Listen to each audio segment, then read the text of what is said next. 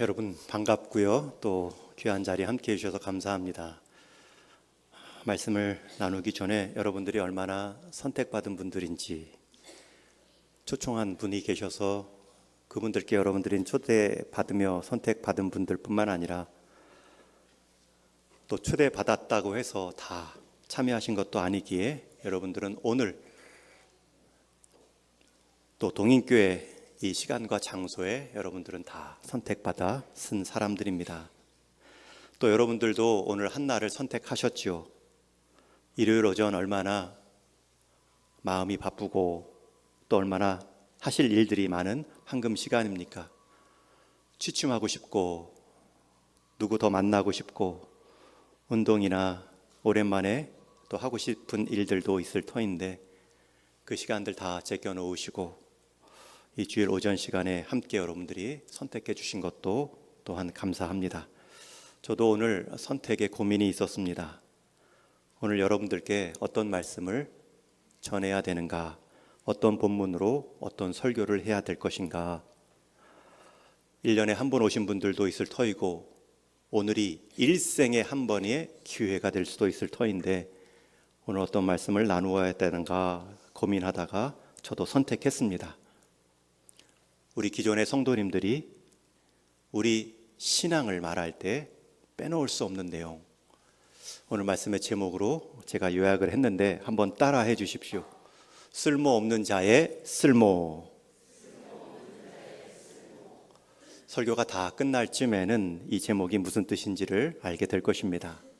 한 20여 분 짧은 시간 여러분들이 한 번 어렵게 오셨는데 1년에 한 번이 아니라 일생에 한 번의 기회일 수도 있는데 기독교인들은 뭘 믿는가? 왜 주일마다 이렇게 예배를 드리는가? 무엇이 그들의 인생의 방향키에 있어서 우리와 다른가 한번 잘 들어주시면 감사하겠습니다. 요즘 서점가에 가보면 쓸모라는 제목의 책들이 많이 나와 있습니다. 지난주에도 몇 권 제가 소개했습니다. 여행의 쓸모, 철학의 쓸모, 쓸모 있는 경제학. 이처럼 쓸모라는 이름을 붙여야 책도 팔리고 또 쓸모라는 단어가 사람의 주목도 끌기 때문에 책 제목으로 많이 사용합니다. 그러나 책만 이 쓸모라는 단어를 환영하지 않죠. 사회에 나가보면 사람도 쓸모가 있어야 주목받고 쓸모 있는 사람이 더 사랑받는, 환영받는 시대가 되어가고 있습니다. 여러분 주변의 인간관계도 결국은 내게 쓸모가 있느냐 없느냐에 따라 사귀기도 하고 끊기도 하죠. 그런 쓸모가 대세를 이루는 열풍을 이어가는 실용적인 관계가 되었습니다. 그런데 이것을 반대로 생각한다면 내가 쓸모가 없어지거나 내 쓸모의 기능이 점점 사라가는 것을 볼 때 우리는 반대로 소외될 수 있고 사람들의 관심에서 나도 멀어질 수 있다는 점입니다. 사회적인 약자나 어르신들의 슬픔이 여기에 있습니다. 내가 점점 쓸모없어지는구나. 어르신들은 몸으로 느낍니다. 시력도, 청력도, 사고력도 점점 쓸모가 없어지는구나. 몸의 기능이 쓸모가 없어지면서도 서운한데 그런 인생을 힘겹게 살아가는 주변의 시선도 쓸모없는 삶이 되어가는구나. 그렇게 여겨짐이 슬프지요. 어르신들의 모습은 쓸모는 그 존재, 한평생을 살아온 그 경륜적 모습, 이것 하나만으로도 귀한 모습인데 그런 대접이 점점 사라져가고 있습니다. 오늘 함께 읽은 본문 한 절 말씀에서도 한 쓸모없는 사람이 탄식을 내뱉고 있습니다. 오늘 함께한 생명 세 가족분들이 오셔서 짧게 한 절만 읽었지만 원래 이 이야기는 1절부터 16절까지 긴 하나의 이야기입니다. 그 이야기 중에 가장 중요한 한 구절을 뽑았고요.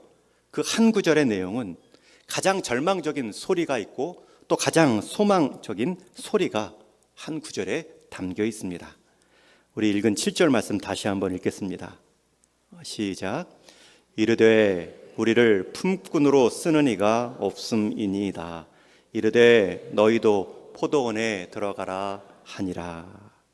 두 번의 이르되 말하기를 이라는 표현이 나옵니다.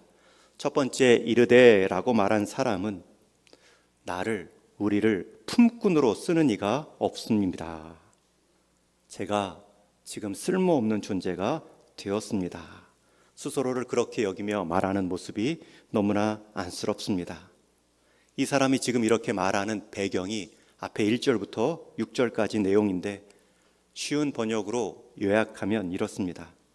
한 포도원을 운영하는 포도원 주인이 일손이 부족해서 노동시장에 나가 아침 일찍부터 사람을 부릅니다. 이미 모인 사람들 중에도 일감을 찾으려고 나온 일찍부터 서두른 사람이 있고요. 포도원 주인은 그들과 함께 그 당시 2000년 전 유대 지역에서의 하루치 품삯, 노동싹 한 데나리온을 주고 데려옵니다. 그리고 나서 오전 9시가 되었는데 또 나가보니 사람들이 여전히 일감을 찾고 있습니다. 그들에게도 내가 너희들에게 적당하게 일값을 줄 터이니 포도원에 들어가 일하라 등을 떠밀어 들여보냅니다. 그리고 다시 시간이 지나 낮 12시와 오후 3시가 되었는데도 일터에서 일감을 기다리는 사람들이 있습니다. 그런데 12시에 부르고 오후 3시에 부른 사람들에게는 구체적으로 일삭을 말하지 않습니다. 그것은 그때 부른 사람들은 일삭을 말하지 않아도 오늘 하루 공칠 수도 있는데 12시, 3시에 나를 불러주는 주인이 있구나. 불러준 것만 고맙다 생각하고 감사히 여기며 포도원으로 들어갑니다.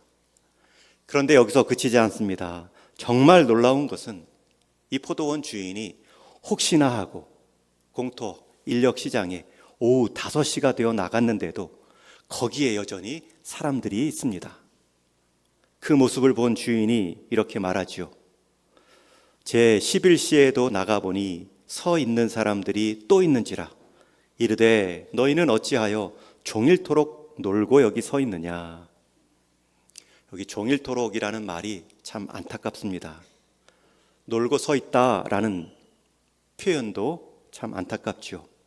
사실 그들은 놀고 서 있는 것이 아닙니다. 이 성경이 기록된 헬라어 원뜻도 놀고 있다라는 단어는 일감이 없이 한가하게 있다라는 뜻입니다. 여러분, 공터에서 나를 불러주는 사람이 없어서 일감을 기다리고 있는데 그것도 하루 종일 나를 언제 불러줄까 기다리고 있는 사람이 놀 마음도 없습니다. 오히려 하루 종일 내가 부름받지 못했다는 열등감과 싸웠을 것이고 왜 나는 일감을 받지 못했는가 패배감을 사귀고 있을 뿐입니다. 그렇다고 다 포기하고 집에 그냥 돌아간들 기다리고 있을 처 자식들에게 더 미안한 마음에 일찍 들어갈 수도 없습니다. 이 모습을 본 포도원 주인이 그 늦은 오후 5시에 가서도 남아있는 자들을 향해 물은 거예요. 어찌하여 이렇게 남아있는가? 그때 남은 자들의 대답이 오늘 본문 7절의 첫 번째 이르되었습니다. 우리를 품꾼으로 쓰는 이가 없습니다.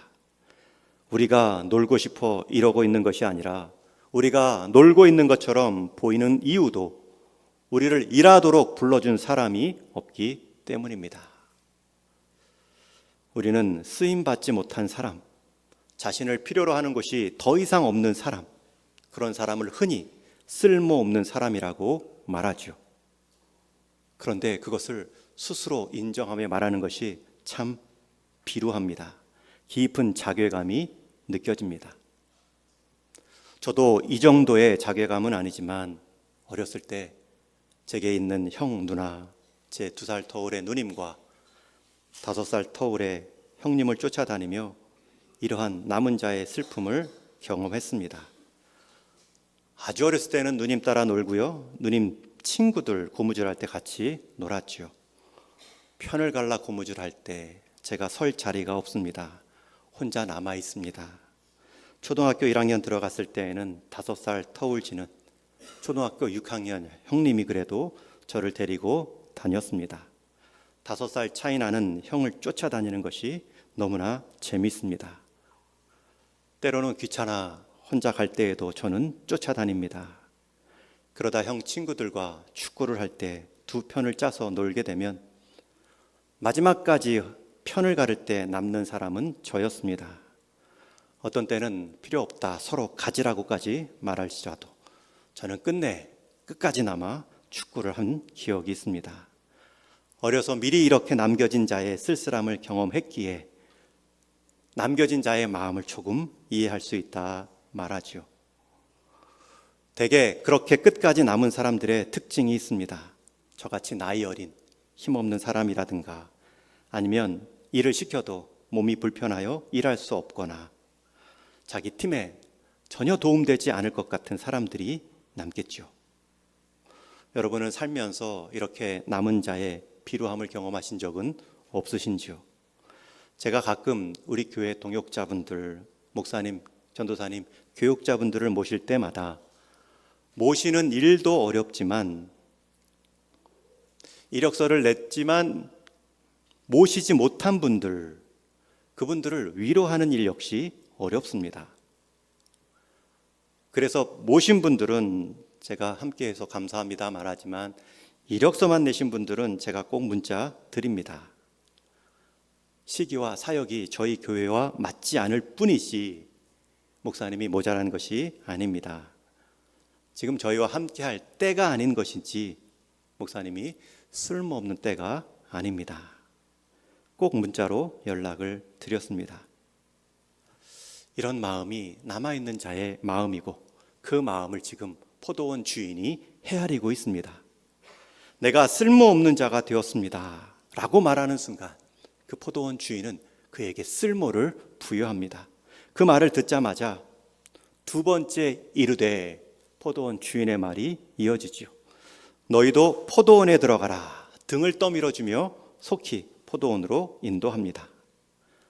여러분, 오후 5시에 포도원에 들어간 사람의 마음이 어떨까요? 한편으로는 너무나 고맙지요. 그러나 한편으로는 너무나 황송합니다. 오후 5시면 이제 곧 해가 질 터인데 해가 져 어두우면 포도원 일을 할 수가 없습니다. 그래서 불러주었다는 고마움도 있지만 이제 남은 시간 1시간일지라도 하루 종일 일할 수 있는 그 열심과 노력으로 봉사하자 황송한 마음으로 감당했겠죠. 그리고 이제 오후 6시가 되어 하루 일삭을 정산하는 시간이 옵니다. 주인은 가장 늦게 온 사람부터 불러내어 일삭을 줍니다.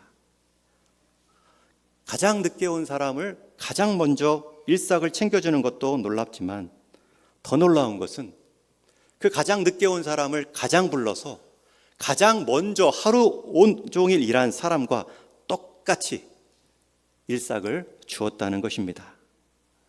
한 데나리온, 하루 품삯을 한 경제학자는 이렇게도 말합니다. 평균 4인 가족이라 쳤을 때 4인 가족이 하루 일삭이라 말할 수 있는 것은 3끼의 식사비다. 그래서 하루 한 끼 식사를 10,000원으로 치면 4인 가족이 3끼 하면 곱하기 4해서 12만 원. 최소한 12만 원은 이 하루 종일 일한 사람의 몫으로 1시간만 일한 사람이 받고 있습니다. 얼마나 그 손이 황송했을까요? 이것을 본 스스로 쓸모없다 여겼던 사람의 입가에 드디어 미소가 떠오릅니다. 자신을 쓸모있는 자로 여겨준 것도 과분한데 그것도 하루치 일삭으로 내게 위로해 주시다니 감격해합니다. 그런데 나중에 부름받아 한 하루치 싹을 받은 사람만 기뻐하지 않습니다. 그 모습을 뒤에서 지켜본 일찍 온 사람들이 또 기뻐합니다. 오늘 우리가 일을 너무나 잘했나 보다. 그러니 주인이 기분이 좋아 1시간 일한 사람도 하루치 일삭을 주는데 그보다 10배 이상 일한 우리에게는 얼마나 더 많이 줄까? 기대감으로 기뻐합니다. 그리고 이어지는 말씀에 보면 그 기대가 오래가지 못하지요. 먼저 온 자들이 와서 더 받을 줄 알았더니 그들도 한 데나리온씩 받은지라. 받은 후 집주인을 원망하여 이르되, 그리고 막 원망을 쏟아냅니다. 그 원망의 내용은 나중에 오후 5시에 온 사람은 1시간이라고 하루치 일삭을 받았는데, 그것도 오후 5시면 아주 시원할 때 해 저물어가는 선선한 기온에서 잠깐 일했음에도 그렇게 대우해줬다면, 우리는 그보다 일찍 12시간 가까이 일했고 온종일 더위와 싸우며 일했는데 왜 우리를 그런 같은 값으로 취급하십니까? 먼저 온 사람들이 다 들고 일어납니다. 그 모습을 본 포도원 주인이 아주 중요한 말을 하는데, 우리 한번 그 말씀을 같이 읽겠습니다. 마태복음 20장 13절 이하 말씀, 앞에 화면 보시고 읽겠습니다. 시작. 주인이 그 중에 한 사람에게 대답하여 이르되, 친구여, 내가 내게 잘못한 것이 없노라. 내가 나와 한 데나리온의 약속을 하지 아니하였느냐? 내 것이나 가지고 가라. 나중에 온 이 사람에게 너와 같이 주는 것이 내 뜻이니라. 내 것을 가지고 내 뜻대로 할 것이 아니냐? 내가 선함으로 내가 악하게 보느냐? 실제로 이 주인의 말처럼 처음 온 사람일지라도 그에게 주인이 잘못한 것은 없습니다. 약속한 대로 한 데나리온에 그에게 주었기 때문이죠. 나중 온 자를 채워주려고 먼저 온 자의 삭을 떼어서 평균케 한 것이 아닙니다. 긍휼의 마음을 가지고 나중에 온 사람을 똑같이 한 데나리온으로 격려했을 뿐입니다. 먼저 온 사람들의 것을 줄여서 나중에 온 사람들 것을 채워준 것도 아닌데도 똑같이 받은 것에 대해 불만을, 원망을 터뜨리고 있습니다. 여러분, 이 비유를 예수님께서 제자들에게 해주셨습니다. 저는 이 비유를 가지고 오늘 함께한 생명, 여러분 인생 가운데 꼭 한 번은 들어보셔야 될 성경 말씀의 중요한 개념을 나누고 있습니다. 여러분, 예수님이 제자들에게 이 비유를 오해하고 있습니까? 여러분, 제가 이 비유의 본문을 가지고 여러분들께 왜 설교를 하고 있을까요? 그 이유가 1절에 이렇게 나오고 있습니다. 우리 오늘 본문 20장 1절도 같이 읽습니다. 시작. 천국은 마치 품꾼을 얻어 포도원에 들여 보내려고 이른 아침에 나간 집 주인과 같으니. 여러분, 이 긴 이야기가 무엇을 비유로, 무엇을 교훈하려고 준 말씀이라고요? 천국은, 예수님은 지금 천국 이야기 하시려고 이 비유를 말씀하신 것입니다. 그런데 그 천국은 무엇과 같다고요? 포도원과 같다라고 말하지 않습니다. 포도원에서 일한 수고한 일꾼이라고도 말하지 않습니다.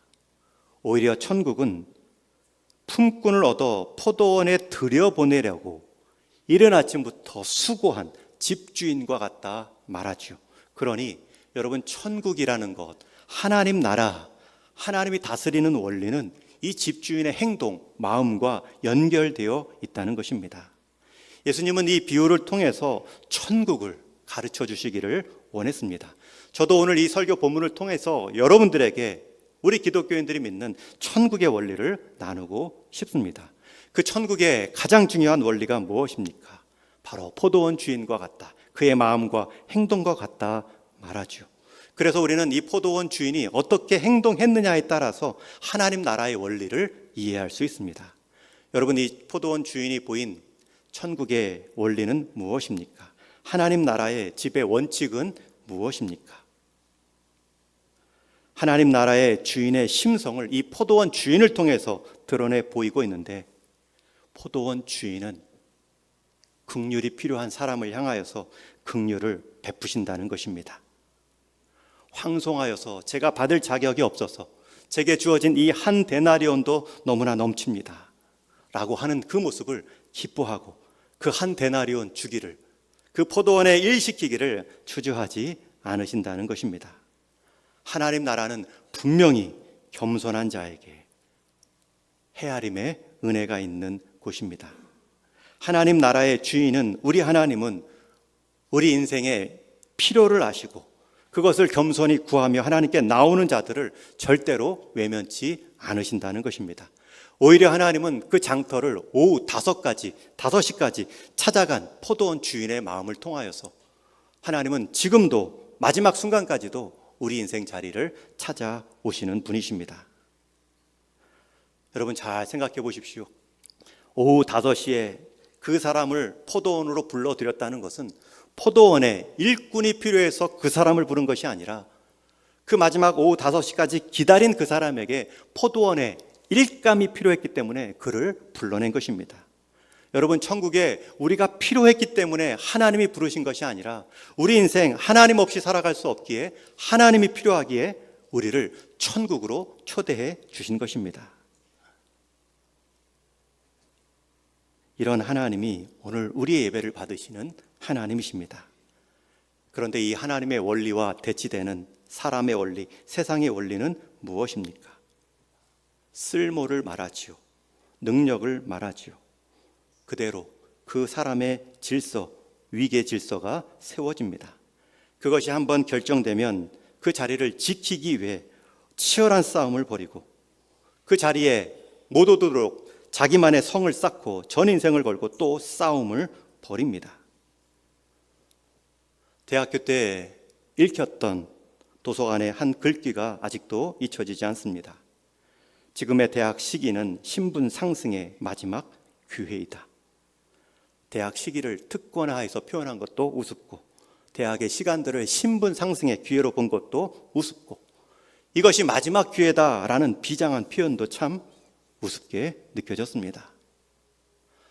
우리 이 땅 사람의 나라는 쓸모와 업쟁과 경쟁으로 사람의 순위까지 결정합니다. 그러나 하나님의 나라는 오히려 쓸모없는 자를 향하여서 손을 내미는 나라입니다. 오히려 잊혀져 가는 사람들이 계속 나고자의 자리에 있지 않도록 불러 일을 시키시고 불러 은혜를 경험해 주시는 자리입니다. 여러분, 그 자리에 참여하기 위해서 우리에게 필요한 것은 우리를 조건 없이 불러주신 그 은혜를 믿는 믿음 하나뿐입니다. 그러나 그 자리에서만큼도 내가 이러한 수고를 하지 않았습니까? 내가 이러한 노력을 보이지 않았습니까? 먼저 온 자들의 항변도 반론도 충분히 고려할 수 있죠. 조금 불공평한 것 아닙니까? 이건 또 다른 역차별입니다. 하루 종일 열심히 일한 사람과 그렇지 못하고 1시간 일한 사람을 어떻게 똑같이 대우할 수 있습니까? 먼저 일한 사람들이 어떤 일할 의욕이 생기겠습니까? 이들은 다 무임승차입니다. 우리가 다 차려놓은 밥상에 수저만 올려놓았습니다. 충분히 이러한 마음으로 항변할 수도 있죠. 그렇다면 이들은 정직하게 다시 물어와야 됩니다. 이들의 항변 속에서는 중요한 점 하나가 빠져 있습니다. 아니, 알면서도 외면했을 수도 있습니다. 마지막 오후 5시에 남아있던 그들을 찾아가 주인이 물었을 때 너희가 어찌 지금까지 놀고 있느냐? 남아있는 자들의 대답은 이러했죠. 아무도 우리를 불러 쓰지 않았습니다. 우리를 불러 일시키지 않았습니다. 이들이 일을 하지 못한 이유는 일할 마음이 없거나 일할 능력이 없어서가 아닙니다.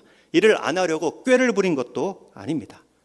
단지 불러서 쓰는 자가 없었기 때문에 일을 못했을 뿐입니다. 여러분, 이것을 반대로 생각한다면 먼저 부름받은 자들도 일할 수 있었던 가장 중요한 것은 주인이 그들을 불러주었기 때문입니다. 아무리 내가 일할 의욕이 넘치고 능력이 많아도 출중하다 할지라도 나를 불러줄 주인이 없다면 그날 그 역시도 해가 저물도록 그저 막연한 기다림으로 하루를 끝냈었을 인생입니다. 그렇기 때문에 먼저 부름받아 같은 한 삭을 받았을지라도 그들이 먼저 해야 될 말은 우리를 불러주셔서 먼저 일할 수 있도록 해주신 것에 대한 감사여야 했습니다.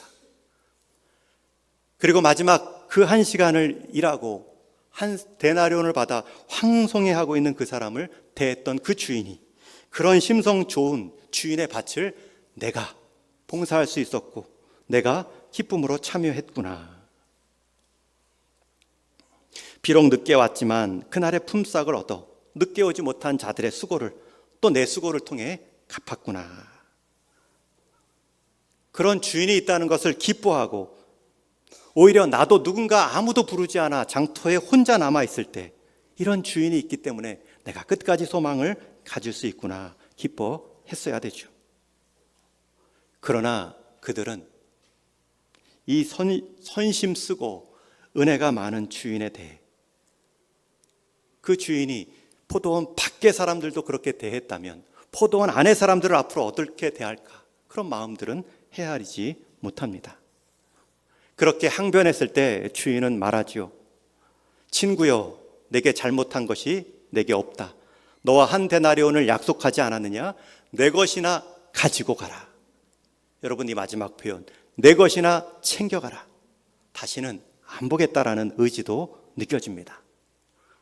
그러나 그가 만약 저를 일찍 불러 이렇게 심성 좋은 주인 밭에서 열심히 일하고 또 이렇게 보상받게 해주셔서 감사합니다, 여러분, 그 표현을 먼저 했다면, 그 감사가 먼저 나왔다면 그 사람은 다음 날 1순위로 불렀을 것입니다. 하루 종일 일도 잘했는데 그 받은 것에 대한 감사의 마음이 있구나. 그 다음 날 또 일감 찾을 때 1순위로 부름받을 뿐만 아니라 일의 팀장으로도 세웠겠죠. 그러나 그는 자신이 받은 것에 대한 감사보다도 자격 없는 자들이 누리게 될 때 그 모습을 보고 시기함으로 주인에게 내 것이나 가지고 가라 라는 말로 관계가 끊어집니다. 여러분, 우리 인생에서 왜 불행이 느껴집니까? 불행의 시작은 비교입니다. 간장게장이 밥도둑이다 라는 말이 있는데, 주변과의 비교는 행복 도둑입니다. 남들과 비교하는 것은 감사 도둑입니다. 비교하고 있는 순간 어느새 나도 모르게 내 인생의 감사가, 행복이 사라집니다. 사람으로 인해 비교하거나 교만하거나 낙심하지 말아야 되죠. 왜요? 불행해지기 때문에. 그러나 하나님은 우리의 있는 모습 그대로 쓸모없는 자라 할지라도 이 심성 좋은 하나님의 은혜를 드러내 보이는 가장 큰 쓸모 있는 존재로 우리를 사용해 주십니다. 그것 하나만으로도 기뻐할 수 있지요. 그것을 기뻐하는 모습 속에 하나님은 우리의 일용할 양식들을, 끊임없이 필요들을 채우십니다. 여러분들, 이 본문이 혹시 여러분들 가운데도 여전히 불편하신지요? 그렇다면 한 가지 이유뿐입니다. 여러분 스스로를 일찍 온 사람으로 여기기 때문입니다. 그래도 불편합니다. 어떻게 저렇게 갓 믿은 사람이 저런 직분을 저렇게 빨리, 저렇게 헌신하고 저렇게 잘 됩니까? 불편합니다. 여러분, 그럴 때 불편해 하시면 안 되죠. 하나님의 다함이 없는 그 은혜가 저 인생도 저렇게 값지게 하시는구나. 그러면 하나님께서 보이지 않게 수고한 내 인생을 마지막 날에 얼마나 영광스럽게 바꾸실까? 사람을 보고 비교하며 실망할 것이 아니라 그 선하신 하나님을 보고, 내가 선함으로 내가 악하게 보느냐 책망 듣는 것이 아니라 그 선하신 하나님이 나를 끝까지 선하게 대할 것이다. 그 소망을 갖고 하나님으로 인해 우리의 행복감, 우리의 기대감을 넓혀갈 수 있지요. 여러분, 세상의 기준이 쓸모라고 해서 교회 안의 기준도 쓸모를 말하면 큰일 납니다. 오히려 세상이 그렇게 보인다 할지라도 우리는 은혜를 경험한 사람이기 때문에 오히려 은혜의 방법으로 세상에서 은혜의 삶을 보여주어야 되죠. 세상은 짬밥으로 말하고 서열을 말할 때, 심지어 교회 안에서는 내가 성찬을, 내가 포도잔을 얼마나 마셨는데 라는 마음으로 자기의 직급을, 자기의 직분을 기득권 삼아 하나님의 은혜를 가리우는 사람들도 있습니다. 여러분, 주변의 사람들 자신의 업적, 보상의 수단으로 여기고 주변을 하대하는 사람들을 잘 보십시오. 관대함을 기대하기 어려운 사람들을 잘 보십시오. 다 첫 번째 사람들과 같죠. 제가 마지막으로 그림 하나를 소개하고 말씀을 맺겠습니다. 지금부터 한 400년 전 폰 바트, 화란 분인 네덜란드 분이신데 성화를 주로 그린 분이십니다. 성경의 한 장면을 그렸는데 이 그림이 오늘 본문의 그림입니다. 포도원 주인의 비유라는 제목의 그림인데, 그림을 잘 보시면 중앙에 제일 환한 부분에 채색 옷을 입은 주인이 앉아 있죠. 그리고 그 곁에 일찍 온 사람이 농기구 하나를 들고 따지듯 항변하고 있습니다. 그리고 가장 늦게 왔지만 가장 먼저 삭슬 받은 사람들이 주변에 조금 어두운 데에 이렇게 앉아 있습니다. 여러분 그림을 잘 보시면 왼쪽 아래에 한 데나리온을 1시간만 일했는데 받은 그 감격으로 무릎 꿇고 한 데나리온을 이렇게 떠받치고 있는 사람도 있고, 그 바로 옆에 같은 한 데나리온을 받았는데 그는 서 있지만 그림을 잘 보면 그의 왼쪽 팔이 없습니다. 주인은 왼쪽 팔 없는 사람도 불러 일을 시켰구나. 화가는 거기까지 상상력을 더합니다. 게다가 그림의 오른쪽 아래를 보면 또 한 데나리온 받은 사람의 옆에 아기를 안고 있는 어미의 모습이 보이죠. 이 한 데나리온이 얼마나 소중한지, 그냥 공치고 돌아갔으면, 일하지 못해 품삯을 받지 못했으면 집에서 굶을 처자식들이 이렇게 함께 즐거워하는 모습을 그려내고 있습니다. 그러나 정중앙에서, 그것도 가장 주인과 가까운 자리에서 환한 햇빛을 받고 있지만 그에게는 감사가 없습니다. 행복감이 없습니다. 표정이 가장 어둡습니다. 어떻게 이렇게 나를 대할 수 있습니까? 의분만 남은 그림입니다. 여러분 하루 종일 그 좋은 주인 품에서 그렇게 가장 많은 헌신을 했다면 그것 자체가 복이고, 그것을 감사할 때 넘치는 복이 있는데 그는 그것을 받지 못합니다. 우리 오늘 교회 먼저 믿고 하나님 은혜를 먼저 경험한 사람들, 우리가 살펴봐야 됩니다. 내가 먼저 믿었다고, 내가 먼저 은혜를 경험했다고 내게 감사는 사라지고 있지는 않았는가? 내가 더 함께 세워져 가야 될 우리 믿음의 지체들, 세워가는 그 기쁨들 내가 다른 것으로 채우고 있지 않는가? 그러나 여러분들, 오늘 예수님은 마지막 비유 가운데 이와 같이 나중된 자로서 먼저 되고 먼저 된 자로서 나중되리라 라는 결론으로 예수님은 이 비유를 말씀하십니다. 여러분 시간적으로 늦게 예수님 믿었다고, 하나님 믿었다고 끝까지 늦은 자가 아닙니다. 먼저 왔다고 그 먼저 온 것이 자랑이 되어 교만해질 때 가장 먼저 온 자가 되는 것도 아닙니다. 먼저 왔을지라도 마지막 부름받은 자처럼 은혜에 대한 감격을 갖고 평생 하나님의 은혜를 경험하면 하나님은 가장 큰 자, 가장 앞선 자로 세워주실 것입니다. 여러분 오늘 선택받은 자들입니다.